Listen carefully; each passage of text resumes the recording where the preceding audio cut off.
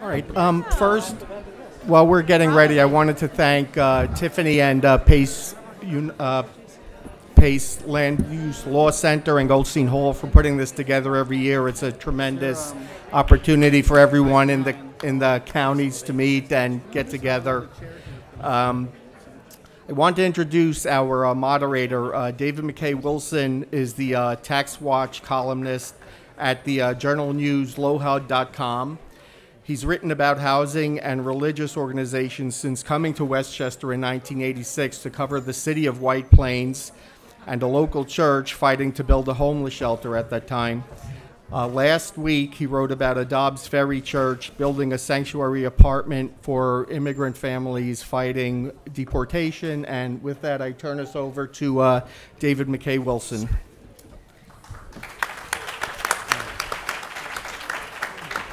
Thank you, Frank. It's really great to be here.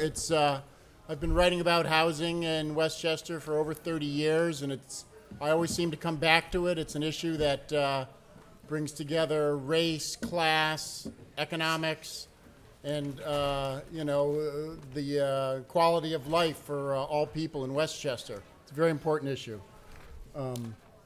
And thanks to all the people here who are working on the issue, because I think it's a very important thing for our community here. Now, Frank, you're with the NHP partnership. Maybe you can talk about if you were a faith-based organization, what kind of partner would you be looking for if you wanted to do a housing development? Sure. So there's a couple of things that would be important to me as a faith-based organization looking to develop housing. And first of all, it's beyond faith-based organizations. It would also include YMCA and YWCA, public housing authorities, that any organization that has essentially a single purpose entity and mission should be very cautious about how they approach this next. And the first thing would be alignment of interest. Does the person working with, are they respectful of our mission? Do they understand that it's our history, our legacy, that it's our families and communities, and will they keep that in mind as we go through the process? Second is experience, that I think one of the county executive mentioned all the cast of thousands that are involved in any type of a housing development, and it's not quite like the ending credits of the Avengers, but there's a lot of different disciplines that go into a successful housing development. And then the third would be communications, that what is this organization like to deal with? How do I feel about them? Are they the kind of people that I want to really align ourselves with?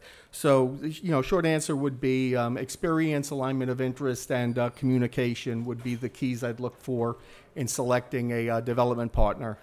Thank you, Frank. Now, Colin, you're the executive director of the Newburgh Ministry. You are a faith-based organization that has been doing some work. Maybe you can talk about a case history of a project that's really worked out well for you. It's an absolute pleasure for me to be here, and I thank the organizations who have put this together. I want to give a little bit of history, and it was before the Newburgh Ministry, of a volunteer project that I worked on, and hopefully you'll get a sense of why I use this as an example. So about 20 years ago, I was involved with an initiative with South Bronx churches.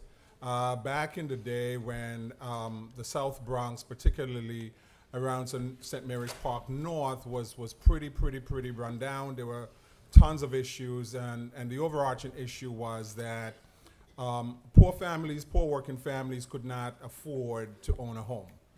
And so we leveraged some capital, about $4 or $5 million, from two Episcopal churches, Trinity Wall Street and St. James Madison. And so this was the birth of the Nehemiah Housing Project in the South Bronx, and it was just on the fringes of St. Mary's Park North. Nehemiah Housing, of course, if you think about the title and you read some scripture, you'll figure out that it was deliberate in the choice of names. The prophet Nehemiah did a whole bunch of work in Jerusalem back in the time when the temples were, in disrepair, and so I think the congregations of South Bronx churches recognized that was a similarity in the South Bronx, particularly around St. Mary's Park North. So the capital was leveraged, and the idea was to construct units of housing that were not only affordable, but it was a good blueprint in terms of home ownership. And back in the day, they capped it at $25,000 a year. You could not make more than that. Credit scores didn't make any difference at that point because we were working with a couple of banks that understood that these folks would not have the relevant credits. The blueprint was this, that there were duplexes that were built. And they mirrored each other. So you got a chance to move your family into, whether it's upstairs or downstairs, and you rented one unit that took care, the income from that took care of the expenses of the mortgage payment and the maintenance and taxes on the building. Before the last nail went into the last duplex, they were all sold, right? This was not a particularly charity type of deal. It was an economic response with some moral fiber to a problem that faced a whole bunch of folks. The long and short of the story is this, is that the project was an overwhelming success. As I said, before the last duplex was constructed, they were all sold. We're very proud of ourselves. We took the money back to to Trinity Wall Street and St. James Madison and said, hey, it was a great success. And they looked at us like unbelievably, like, what do you mean? We said, well, they were all sold. And so what they did was they gave us back the money and said, go do it again. And so from that 4.5, it could be $5 million. It was a long time ago. I don't remember the exact amount. We were able, over time, to construct in excess of $200 million worth of housing in the South Bronx and beyond. I think the biggest point to take away from this was that back in 2008, when the housing market crashed and all of this stuff was happening and so on and so forth, the Nehemiah housing project in the South Bronx, in terms of foreclosures, was one of the lowest in the nation. The model worked. Poor folks can be taught discipline. Public-private partnership ventures are absolutely crucial, particularly in poor communities. We can teach folks how to be fiscally responsible and how to manage money, even though, and especially when they're poor. So that's one of my favorite stories to tell. Good, thank you, thank you. Now, Karen, you're the executive director of IFCA in Westchester. Your group has done both preservation and new construction. Could you talk about some of the issues or between the two, preservation or new construction, and how that pans out? Sure. Well, primarily we've done preservation. So the interesting thing about IFCA, it really, in 1968, subsequent to the assassination of Martin Luther King Jr., the community had come together to address civil unrest. And it was the faith-based community, over 30 faith-based organizations, that got together and formed what was then known as the Interfaith Council for Action. We've since shortened it to IFCA, but that's the acronym name, Interfaith Council for Action. And it did spring into action doing many, many community-based initiatives. And then in the early mid-'70s, really focused on housing, because that really was addressed as the greatest impact the organization can have on revitalizing a community that had fallen prey to urban renewal, that had a lot of distressed housing, And that was back in the day when you could acquire a building for a very limited sum of money and fix it up pretty easily and rent it affordably. Through that whole process, it's been the faith-based community that's really supported those efforts. So either as church who've helped facilitate the purchase of properties, or as individuals from the faith-based community who are consistently right there front and center on addressing issues of housing and social justice. So over those years, I think it was a total of 16 or 17 homes that were rehabilitated through IFCA. Most of them older homes, Victorian homes, anywhere from 3 units to one building that was a former nurses' quarters for Ossining Hospital, which is 17 units. More recently, though, one, it's a lot more expensive now to purchase a building and fix it up and rent it affordably. In fact, it's pretty much impossible without pretty deep subsidies and help from public-private partners. New construction is something that we're looking at, and we have done a little bit of, but more recently really looking at working with larger scales, for-profit, not-for-profit affordable housing developers, but also with the community to make sure that whatever is developed really reflects the needs of the specific community that we're in. So as we go forward to meet the challenges that we have in Westchester County, the faith-based organizations have always driven interest and support for these types of initiatives. And we're really blessed to be in a community that appreciates the value that affordable housing gives to the community, that understands that it's a linchpin of economic development, and understands that it's a critical social justice issue to ensure that everybody has safe, decent, clean, affordable housing. So I think that preservation, the how we started, we became a neighborhood preservation company and are funded through HCR for that. But I think that as we evolve, we are going to be looking for more and more ways to interact with the faith-based community and developers to ensure that we can, again, meet the needs going forward. Thank you. Listening to you and listening to Colin there talking about the faith-based organizations and their inspiration to create housing, a lot of it is based in the scriptures. Talk about the Nehemiah house and fell up there from the Leviticus Fund. These are inspired by the scriptures.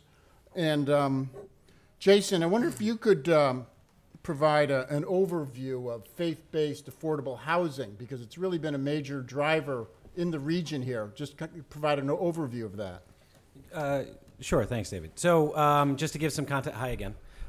So to give some, anyone that's getting CLEs can thank me for being on the panel.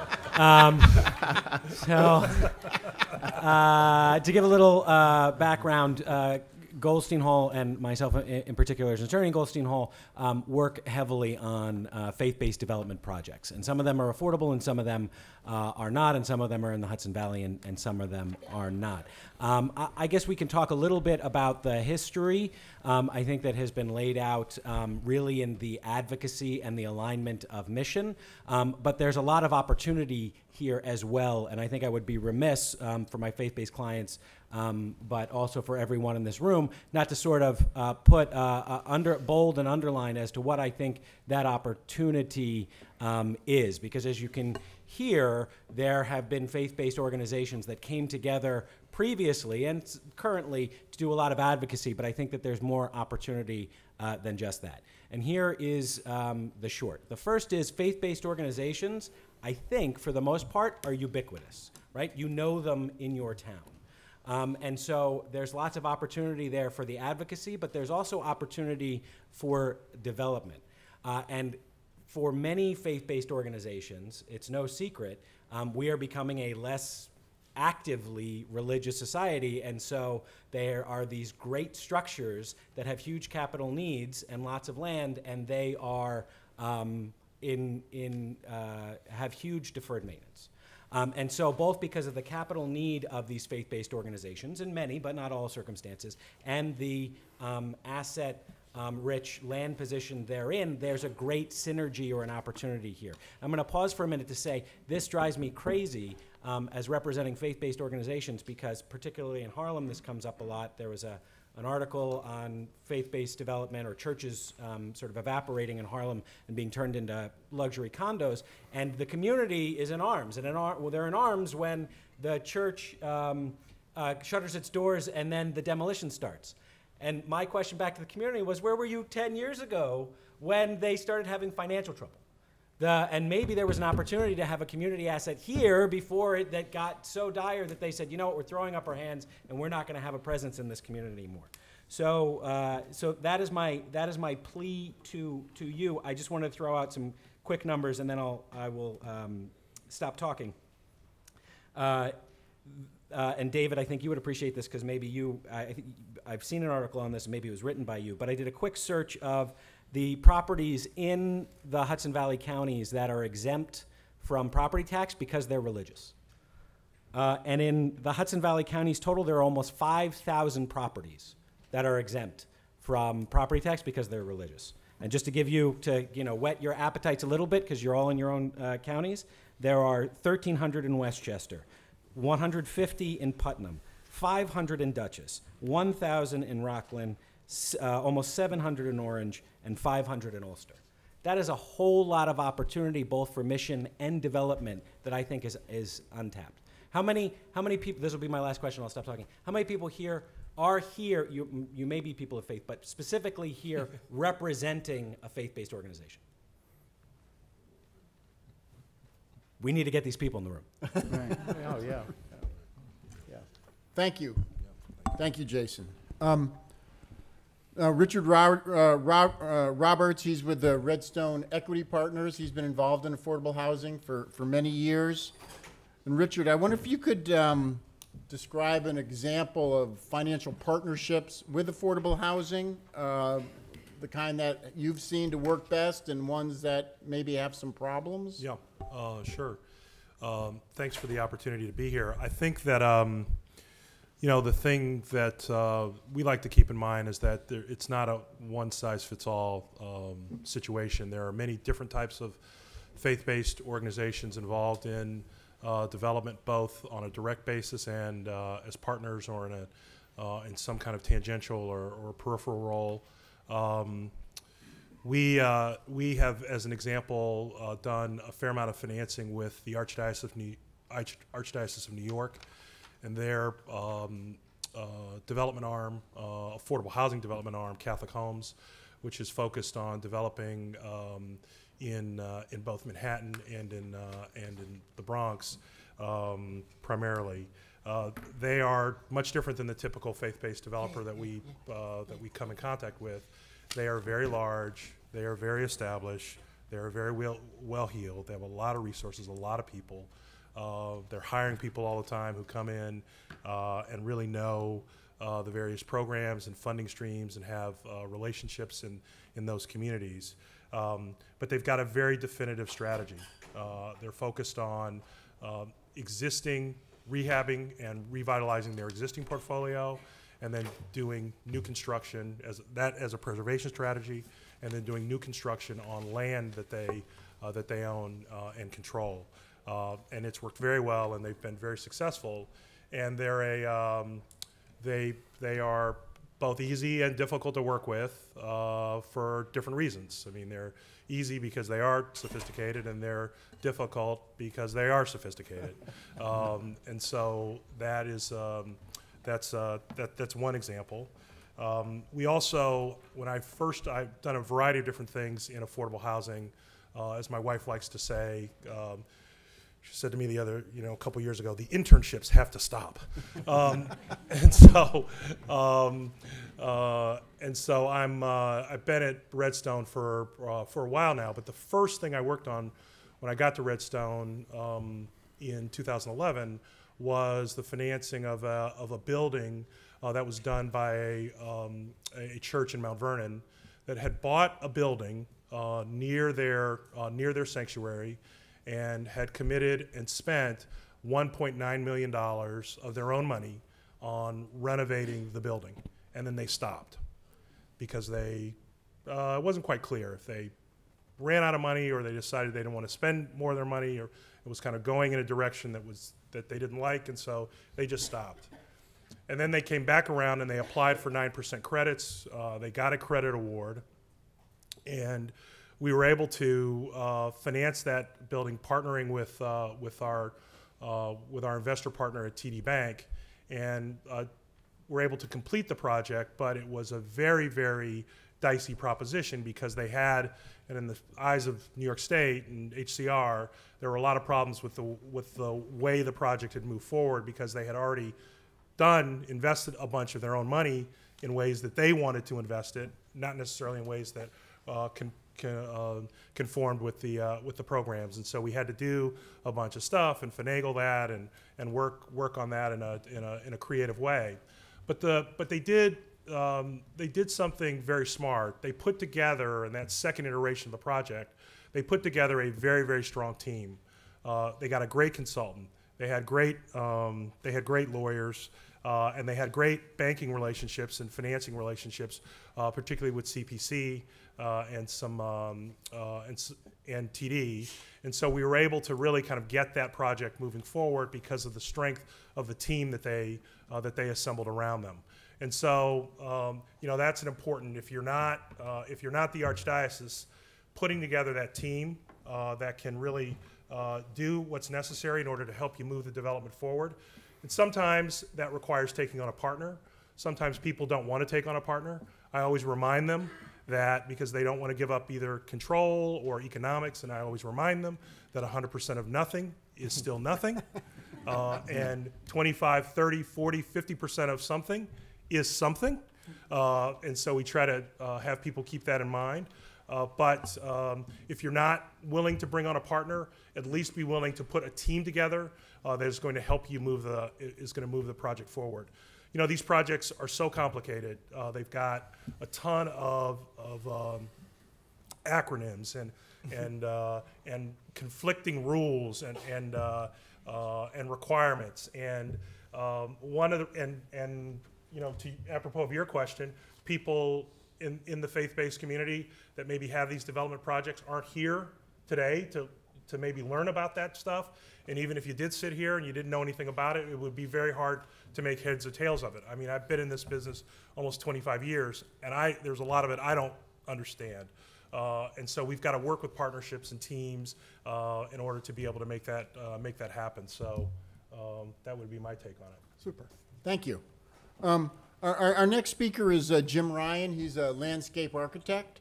And maybe you could give us a sense. You have some slides here about the faith-based landscape here locally. I do. Could be interesting. Again, thank you for the opportunity to be here today. I'm going to pick up on two of the things that my colleagues Jason had mentioned, Richard as well. We had a slide showing if you can go to the first slide, we did a quick analysis in our office of Westchester County, and as Jason had indicated, there's over 1,000 opportunities, and I consider those opportunities to look at properties for potential development for faith-based housing. As Richard had pointed out too, that there are significant barriers to accomplishing these, and our firm professionals tends to be on the front line of trying to make these things happen. And we've had firsthand experience how difficult it could be, and it starts with education of the community, education of the immediate neighbors of properties.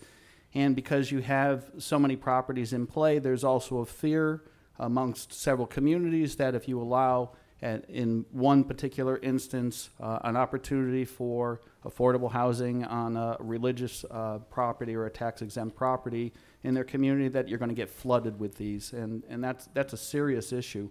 I think what Richard pointed out about team becomes very important, to have the right professionals guiding you. Land use council, there's several esteemed land use council here that we've worked with on these type of opportunities too, to help to get the communities to understand what they need to do. In several cases, zoning doesn't exist to allow these opportunities, and in many cases we have to develop that zoning to be able to accomplish what we want to accomplish. I think it's an important I think in a very important aspect that we move forward on these opportunities and educate, again, education of the community at large, particularly communities where, for instance, if you go to, we focused in on Upper Westchester, Lower Westchester, but if you go into where we are right now in White Plains, there's some 64 properties, and many of those properties are very large properties with ample opportunity to provide an affordable component. And again, the barrier to entry on this is dealing with education of why this is important and essentially what needs to be done. And lastly, I'd say on the technical end, it's also important to have team members that understand how to analyze these properties and prepare the proper approach to design and development of these properties. We work very closely with Frank's organization to find these opportunities and to provide plans and designs that make sense, that the community can get behind and support, and again, doing the proper due diligence on that too. So I won't bore you with the rest of the slides that I have on there too, but I think those are some important issues that have to be addressed in trying to make some of these opportunities a reality. Thank you. Jason, I got another question for you, and I do want to thank you for last year when I was writing a story about how the state of New York denied the low-income tax credits for a affordable housing project in Buchanan, where they're trying to redevelop the area outside of Indian Point, and Alec Roberts had a good project there, and for some reason the governor didn't want to allow the low-income tax credits there, and you were able to speak out about it, and I thank you for that. I don't know how much business it cost me with HR. for you, anything, David. Maybe you can, I always appreciate people who I can talk about, because they can be very explosive issues on a local level. Maybe you can talk about some of the best practices that these deals take a lot of different partners. Maybe you can talk about, through your experience, some of the best practices you see by the different, actors in these deals. Sure, and I think Richard and James started to hit on it, and I think that the response is very similar whether this is advice to a developer or a partner that's partnering with a faith-based organization or the faith-based organization. I think that it is in everyone's interest for the team, and at the outset when there are negotiations, there's likely to be a faith-based organization team and a development team, for them to be sophisticated and to understand affordable housing and to understand the value of their property and their mission, and how this all fits in. Because there have been many a deal that I've experienced and heard about where a faith-based organization was very interested in the deal until they realized that they had to give up ownership to get low-income housing tax credits. Or they realized that their property, maybe it was in Midtown Manhattan, was worth something in the order of $40 million, and they said, maybe we want to put that money to mission, not our land to mission. And so you really want to get that hashed out at the beginning. Just a few other things I think that need to be, and you should have a good attorney. A good syndicator, right? And a good architect, and a good not-for-profit, and a journalist covering it all. So. They're like, just hire all of us. And your answer is here. You're welcome. But in all seriousness, and it's a plug, but it's also serious. There are super complicated title issues if you're partnering with a faith-based organization that has owned that property for decades, right? They might be the founding congregation of whatever it is for the town you're in, and so who has the property records and does it date back to King James? And that we have this in New Rochelle in the founding church. I think Louise left, but I'd love to talk to you about that. And you have three of the best title companies that both know this and affordable housing that have supported this. And so, right, ownership is a definite issue. Expectations is a definite issue. But the two last things I'll mention are who in that faith-based organization speaks with authority, and how long do they speak with authority? And whose interest are they pursuing? I mean, many organizations, they are doing it, but we have to go in with our eyes open.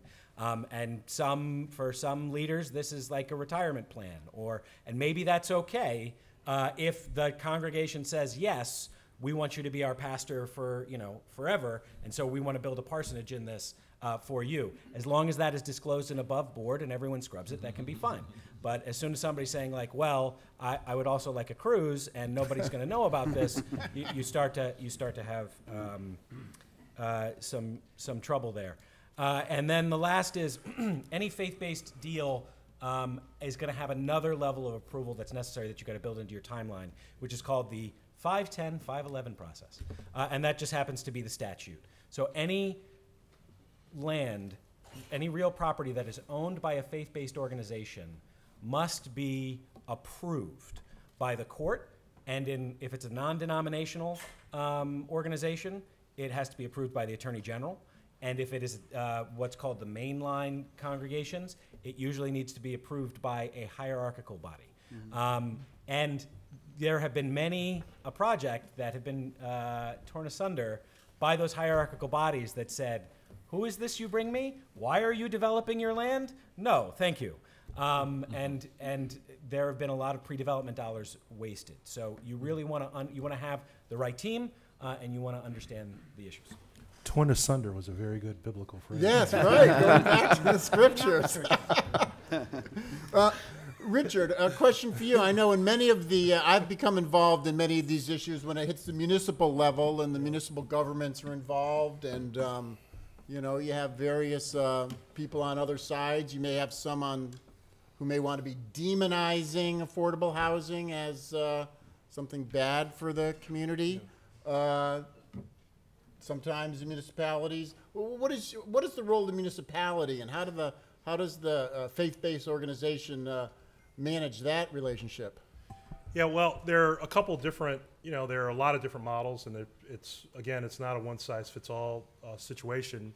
I was in Cleveland last week. I'm from around there, so that's a particular cross that I bear.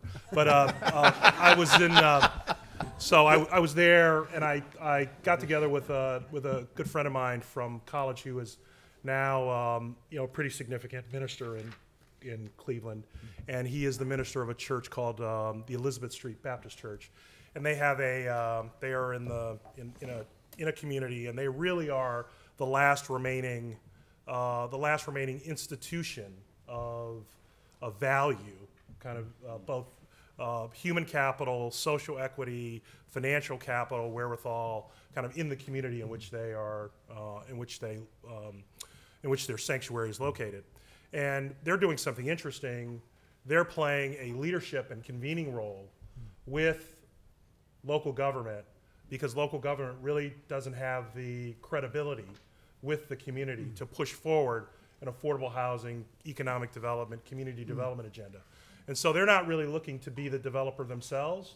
They're looking to lend credibility to the efforts and to really deal with a lot of the criticism that's coming as a result of some of the development that's being proposed. In most instances, it's a little different, where the faith-based institution is actually the driver of the development project or the idea. And I think Jason hit on a number of the kind of best practices in that regard. I mean, both as a parishioner at St. James, I'm glad Colin mentioned it, both as a parishioner at St. James Episcopal in Manhattan and as a former housing commissioner in New York City, dealt with the Nehemiah housing program. And I would say that the thing that distinguished that program from what you see in a lot of different instances is that there's a very, very specific strategy. It is about home ownership. It was about home ownership. That was something people could very readily understand. It was very targeted, very specific. I used to sit across the table from a lot of faith-based organizations that would come into my office, and they would say, okay, we've got our sanctuary, we've got an adjacent piece of land, and we would like to redevelop our sanctuary. We'd like a sit-down restaurant. We'd like a community center. We would like to build apartments. We would like a basketball court. We would also like an art museum. And it would go on. And you'd say, okay, that's not really specific. Can't really help you with that. And so getting targeted, getting specific, kind of understanding, and having realistic goals, I think is extremely important. And I couldn't agree more. The process for decision making has got to be clear. And I would say the last thing, a definitive timetable and timeline for not only when you want the project done, but when you want to reach critical decisions. Because often you will deal with faith-based organizations over a period of years as they try to wrestle with a lot of these issues. And time is money. It's not particularly productive. And by the way, at the same time, many of the critical issues as it relates to deferred maintenance and others are part of a ticking, ticking time bomb. So, Thank you. And Karen, maybe you could build on that. And you have 30 faith-based organizations. How do you manage those relationships with? Well, we have, it's interesting because IFCA just celebrated its 50th anniversary last year, so we did outreach. I mean, this was a group of organizations that were around. Some of them stayed, 50 years ago. Some of them stayed involved through, they had members who were board members. They gave annual contributions. And then we had some that we didn't have a relationship with for quite some time. So we used that opportunity to re-engage that community. And it really couldn't have come at a better time, because it's at a time when, and if I didn't say so before, the housing that we manage at IFCA is predominantly, that we own and manage, is predominantly in the village of Ossining. So it came in a time when housing has become a really, really important issue locally. So that re-engaging that base of support, we were able to sort of really get a feel for the history as we're looking through old pictures, and we found people who actually knew who were in those old pictures. But we also were able to celebrate what those groups, the legacy of what members in those groups had started, in a way that brought the community around to think about housing in a new way, because it's a very different environment. We still have a great need for affordable housing, but it's a lot more expensive, it's much more complicated, it's a lot more challenging. And I think the most important thing about bringing everybody along and maintaining, even though we're a non-secular organization, those relationships are really our touch. They're the greatest ability that we have to outreach to large groups of people. So whether they're, and they span a spectrum, so we have churches and religious organizations that were involved in the founding that are reflective of the people we provide housing for. And then we have, at the other end of the spectrum, religious organizations, sometimes in the same denomination, that are much more reflective of people who can provide resources and connections. And within those churches are not only high net worth individuals, but there are developers, real estate people, lawyers, and any number of people who can bring their talents to bear. So having those groups engaged and being able to go out and speak to those groups, and we are very willing to do that on any Sunday or Saturday afternoon or morning, or whenever services are, or Friday nights, whatever. We'll go out and speak. And relating to different organizations, mission committees, and community-based committees, we've been able to really educate people on what the issues are and how important housing is as a well-being determinant, like as one of the primary determinants of health and well-being.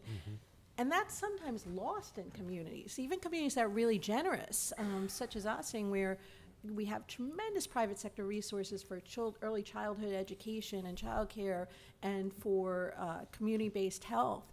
But we don't have, the housing organizations, by and large, really haven't sought that same level of private sector commitment from individuals.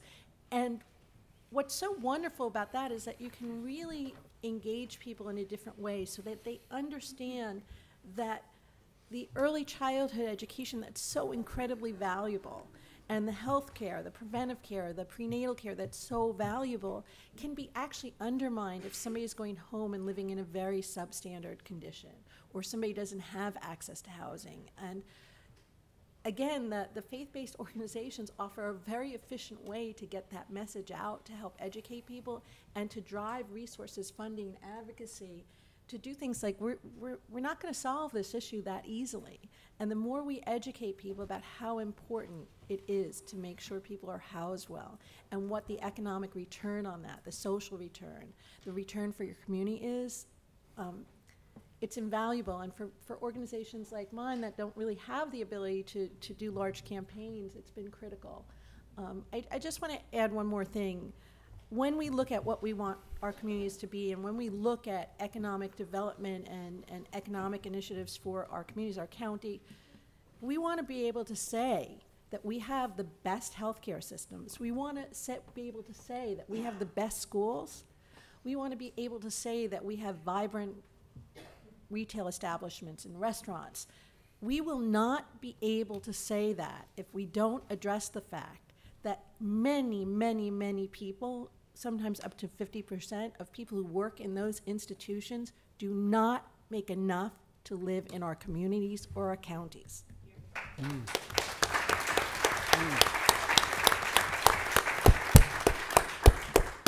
Thank you. Thank you, Karen. One last question for Frank. Maybe you can help out on this. What kind of tips can you give to developers who are looking for a site where they want to put up affordable housing? Okay, in the beginning, There you go, exactly. Inspired by the scriptures. critical decisions would be, especially if you're in the affordable space, you probably would want to be mindful of your tenants need to get to and from work. So being closer to a train is probably a lot more preferable than being up in horse country in other parts of the county. The other thing would be the receptivity of the local officials. There's a wide variety of community desire and response to have affordable housing in their community. Some are very receptive. Others, it's an effort to get them there. So I would say that you should take a look at what the end product is going to be. How easy is it going to be for the tenants to get wherever they need to be? How long a commitment are you willing to make to get this project developed? So that would be the critical points I think you'd need to take a look at. Okay, thank you. I think we pretty much reached the end here, so I want to thank our panelists for adding to this discussion, and I want to thank everybody here for coming out today. Does anybody have any questions on this? Yeah, way up in the back. Patty Sanchez. First, I want to thank you, Pace, for doing this. Taxes in Westchester are pushing more of us into a position of no longer being able to stay in our homes. Much of what is being discussed here involves institutions that own tax-exempt properties. It sounds like there is a way to bring everything that we have heard this morning together to achieve common goals and create private partnerships that involve the residential development portions of tax-exempt properties with perhaps a higher standard percentage of the number of units that are made affordable, with a pilot then going to the municipality and the school district as a way of generating an increased tax base to help reduce the impacts on single-family homeowners who are being taxed out of the market. The big question is this something that our communities would Well, and Patty knows too, there's a lot of resistance on the developer end of it. There's a lot of resistance on the community end. It's a challenge. It's really a challenge. One of the things that wasn't discussed here too is what a lot of my colleagues, our office has been involved in senior housing for much of my 30 years with the organization. And we refer to it as the senior tsunami. It's on its way. And the ability to provide housing for seniors and seniors who have no means of generating income or on fixed incomes, that's going to be an even larger problem, I think, in the future too. So The tax end of it, communities are going to have to wrestle with. The developers, the people live in this housing, they're going to have to deal with that as well. So it's a great point. Sure, yeah. Yeah, yeah. So for the next conference, just to follow up this question, I'd love to talk about shared equity housing and permanent. Okay. One more question? Sure. Oh. Sure, yeah. In Westchester County, 69% of the elderly cannot afford their housing, their medical costs, and their transportation. Is there a study to show what percentage of our land is used for low-income elderly, particularly if they make up 15, 20% of our population? How are we dividing up land use according to the needs of different population groups in our county? Anybody want to take a Well, shot at that? I think they're zoning and zoning incentives. I mean, everything starts with zoning in communities. The ability to put in affordable housing, whether it's senior housing or affordable housing, faith-based housing, starts with community zoning. Community has to provide incentives to do this type of housing. It starts with legislation. It does, absolutely, absolutely. Right. Okay. One more, just the last question right here. So, I have a question that has to do with also with senior housing and, so, I'm from Tarrytown, the village of Tarrytown, we're in Greenberg, and Greenberg just proposed, making, 10% of, assisted living Yeah. housing low income or affordable. So I wanted to know, what your thoughts might be on that, and I also had a question, for Chris from White Plains, what was about, does their rules apply to assisted living housing, or only for apartments? Well, I know the particular project you're talking about. We're involved in that project. Greenberg's initiatives, I think, are important. I think that the difficulty from the senior housing provider's perspective is that they're service oriented. They're not housing based. So they can create a break, create breaks on the affordability of the units themselves. But again, it's all service oriented too. So it's how do you come to grips with that? Most of the senior housing providers are pushing back against governmental involvement in that, and subsidies for that too. So that high-end spectrum is there. It's very difficult to get into these. It's almost non-affordable at this point. So Greenberg's initiatives, I think, are going to kind of push those buttons a little bit, and we'll see where it comes out. It's going to be a challenge. Okay. Well, thank you. And